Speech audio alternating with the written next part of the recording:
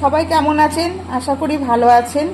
আজকে চলে এসেছি একটা মিষ্টি দেখাবো, অন্যরকমভাবে চিত্রকূট মিষ্টি। চলুন তাহলে দেখি আমার উপকরণগুলো কি কি লাগছে। চিত্রকূট মিষ্টি বানানোর জন্য 3 পিস পাউরুটি ব্যবহার করব। তার জন্য পাউরুটির তারগুলো আমি ছাড়িয়ে রাখছি।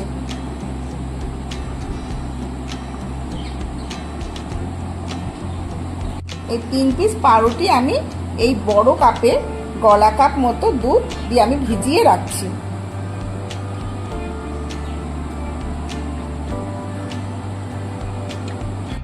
এই ছোট বাটি প্রায় 1 বাটি সুজি ভিজিয়ে রেখেছি, আর 75 গ্রাম ছানা নিয়েছি। এই ছানাটাকে আমি মিক্সিতে পেস্ট করে নেব। ছানাটা এবার জল ঝরিয়ে মিক্সিতে পেস্ট করে নিচ্ছি।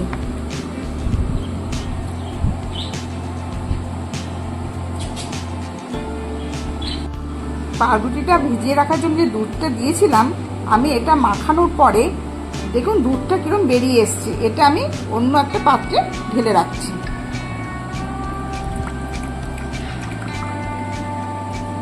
সুজিটা চিপে আমি পাউরুটির মধ্যে নিয়ে নিচ্ছি।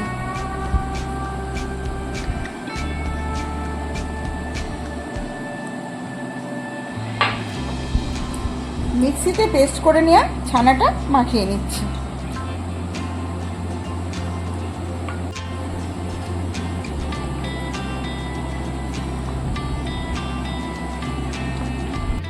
এই ছোট 1 বাটি ময়দা আমি দিয়ে দিচ্ছি।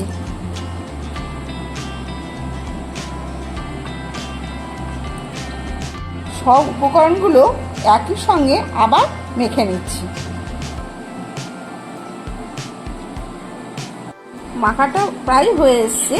একটু টাইট করার জন্য আর একটু ময়দা আমি মাখিয়ে নিচ্ছি।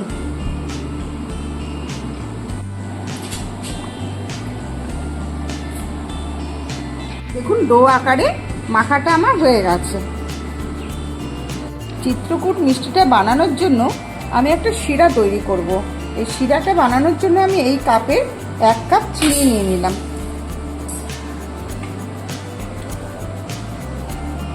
আর এই কাপে 2 কাপ জল নিয়ে নেব।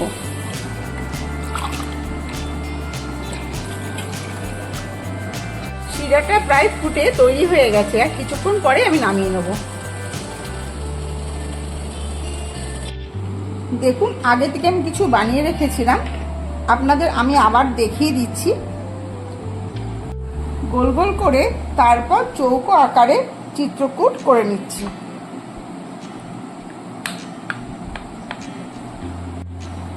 কি বানাচ্ছ এটা? চিত্রকূট মিষ্টি। বাহ, হেভি হয়েছে তো। দেখুন আজকে আমার কর্তামশাই চলে এসেছে আমার কিচেনে। খানচারে তো খাবোই। ঠিক আছে, সাদা তেল দিয়ে দিলাম।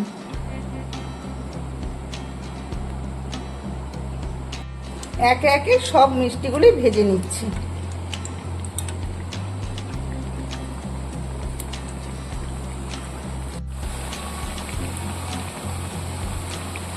মিডিয়াম ফ্লেমে ভাজছি যাতে ভাজাটা ভালো হয়। 1 পিঠ লাল করে ভাজা হয়ে গেলে অন্য পিঠে লাল করে ভেজে নেব।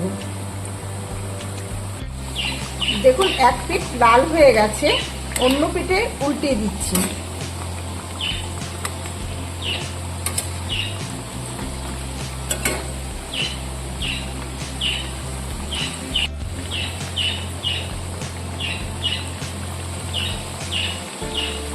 দু পিঠে লাল করে ভাজা হয়ে গেছে, তুলে নিচ্ছি।